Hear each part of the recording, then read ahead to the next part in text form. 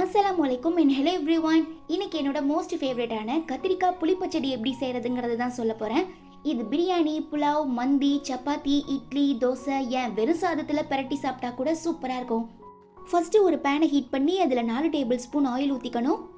இப்போ ஏற்கனவே கட் பண்ணி தண்ணியில் அலசி ட்ரைன் பண்ணி வச்சுருக்க இந்த கத்திரிக்காவை எண்ணெய் கூட சேர்த்து கலர் மாறுற வரை நல்லா வதக்கிக்கோங்க.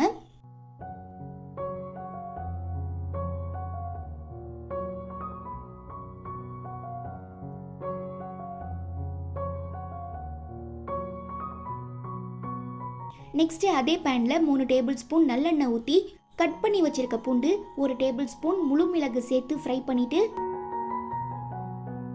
ஒரு பெரிய சைஸ் வெங்காயத்தை தின் ஸ்லைசஸாக கட் பண்ணி இதில் சேர்த்து நல்லா கோல்டன் ப்ரௌன் கலர் வர வரைக்கும் வதக்கிக்கோங்க.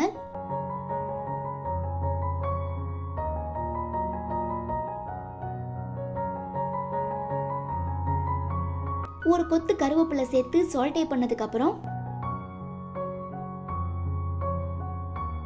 கட் பண்ணி வச்சிருக்க ஒரு தக்காளியை இதில் சேர்த்து நல்லா மேஷ் ஆகுற வரைக்கும் வதக்கிட்டு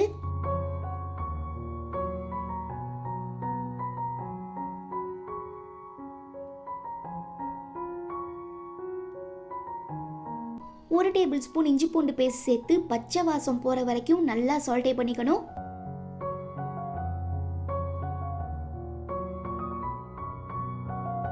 இப்போ மசாலா ஆட் பண்ணிக்கலாம். 1 டேபிள் ஸ்பூன் மிளகாத்தூள், 1/2 டேபிள் ஸ்பூன் மஞ்சள் தூள், 1 table spoon biryani masala, 1/4 table spoon மிளகுத்தூள், 1/4 டேபிள் ஸ்பூன் ஜீரகத்தூள், தேவையான அளவு உப்பு சேர்த்து நல்லா மிக்ஸ் பண்ணிக்கோங்க. இந்த மசாலாவோட ரா ஃப்ளேவர் போனதுக்கு அப்புறம் நாம ஏற்கனவே எண்ணெயில வதக்கி வச்சிருக்க கத்திரிக்காவை இது கூட சேர்த்துக்கணும்.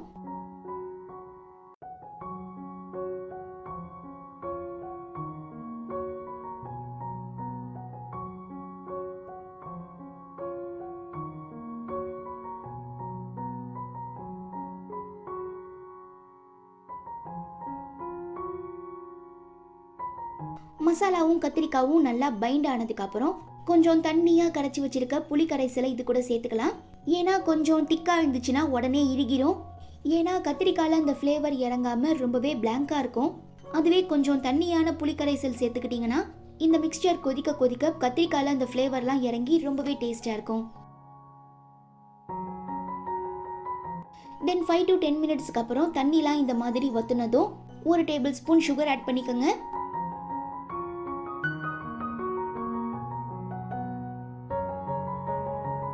இந்த சுகர் நல்லா கேரமலைஸ்ட் ஆகி இருக ஆரம்பிச்ச உடனே 2 டேபிள் ஸ்பூன் நல்லெண்ணெய் ஆட் பண்ணிக்கோங்க. பிகாஸ் நல்லெண்ணெய் தான் இந்த டிஷ்ஷுக்கு ரொம்பவே சூப்பரான டேஸ்ட் அண்ட் ஃப்ளேவரை கொடுக்குது. அவ்வளோதான், என் ஸ்டைலில் கத்திரிக்காய் புளி பச்சடி ரெடி.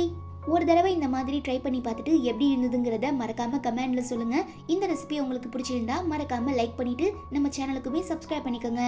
நான் உங்க எல்லாரையுமே ரொம்ப சீக்கிரமா அடுத்து ஒரு சூப்பரான வீடியோல மீட் பண்றேன். டாடா, பை பை, அஸ்ஸலாமு அலைக்கும்.